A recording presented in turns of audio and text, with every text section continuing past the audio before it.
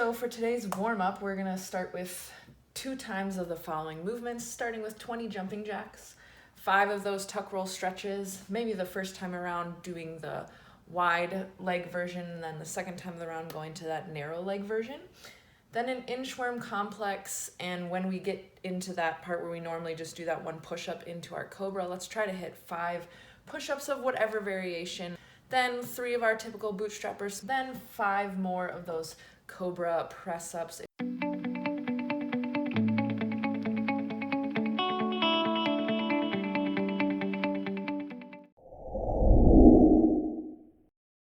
We're gonna do every 2 minutes on the minute for 10 minutes for a total of 5 sets.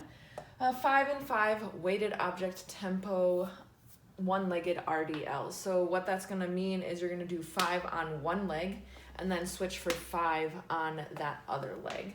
So that same annotation we've been using before, that 30XA, it just means that the 3 is the amount of seconds tempo that you're going to take to reach to just about mid-shin is where we want us to go, since we're not using a barbell with weights that have a stop. And then the 0 means there's no pause once we reach that mid-shin. The X means typically that we explode to the top or we're not doing a tempo on our way up. However, since this takes a little bit more balance since we're on one leg, just be careful as we are standing that up. And then that A just means rest as needed in between those 5 sets on that one leg. But here's an example using a 1 gallon jug, which is, I think weighs just a little over 8 pounds when you fill a gallon jug with water. Just a very slight knee bend. Again, we don't want that locked out knee while we're doing this. Hold it in both hands, lift that other leg up. 0, 1, 2, 3, stand it up. I'd finish out those 5, and then I'd switch to the other leg and do the same thing, 5 on that leg. 0, 1, 2, 3, up. But another thing that we're going to be fighting for is still a flat back, so as we are doing this, we don't want any rounding. Again, like this is we're like leaning. Remember, we're shooting our hips back and just lowering down, but still keeping that flat back. Those shoulder blades pulled back. We're not rounding our low back either. We want that natural arch in our low back as we lower and then stand it up.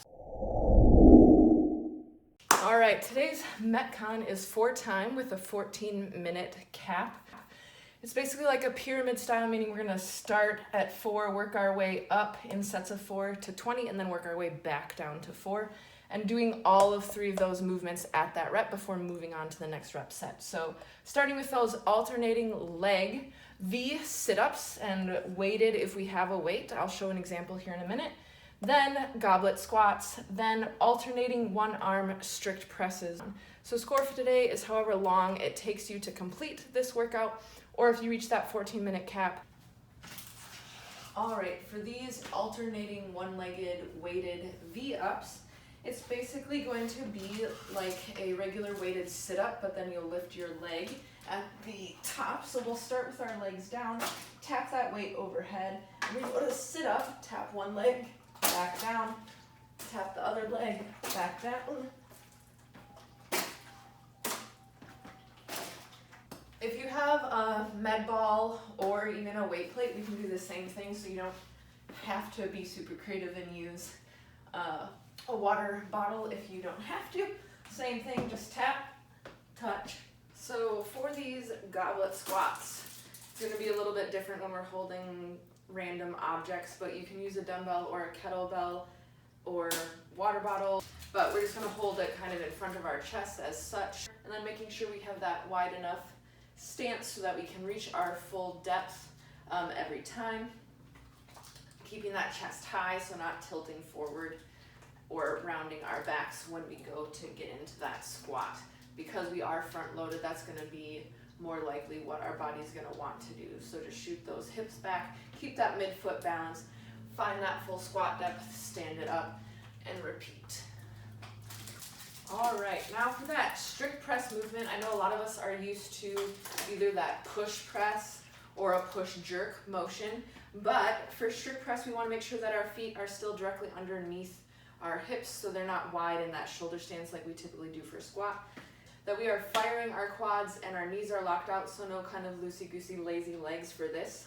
Even if your knees are locked out, let's make sure that we're firing everything, glutes, quads. A strict press, no movement in our lower half. This is strictly an arm movement. So we're gonna press that straight overhead, bring it back down, switch arms, press straight overhead, bring it back down. And so then what we're looking for from the side as well is that when that is overhead, that it's not pressed out in front of us or way behind us. For those of us that have good shoulder mobility, sometimes that can be an issue, is that we over rotate our shoulders. So making sure that when we finish, our wrist is in line with our shoulder, our elbow is locked out as well, so this would not be a completed rep. Make sure we get that full range of motion there. Let's make sure that we're squeezing our core as well. So we don't want a lazy core either, because what will tend to happen is when we press up and it's heavy, we'll either overarch and put undue pressure on our low back. So still take that nice stabilizing breath,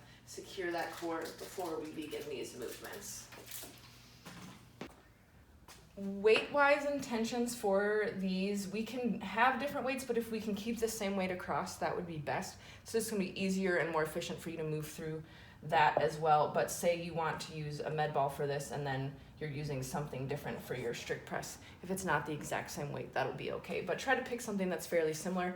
But the intentions for this workout is to move through this pretty steadily. We shouldn't have to break up too many of these sets. These V sit-ups are going to get hard though, but something that you could probably do the 4, 6, or the 4, 8, and maybe even the 12 unbroken at a steady pace, nothing too fast. And then for sure, still being able to do hopefully those 8 and 4 at the end unbroken as well, even when we're under fatigue. This goblet squat's probably going to be something we can bust through all of these pretty much unbroken at a fairly steady pace. This alternating one arm strict press, again, unless we're using like a heavier dumbbell compared to some of these other ones, then this is something I was able to pretty much steady pace move through them pretty quickly. So definitely fight through it and get that workout in today.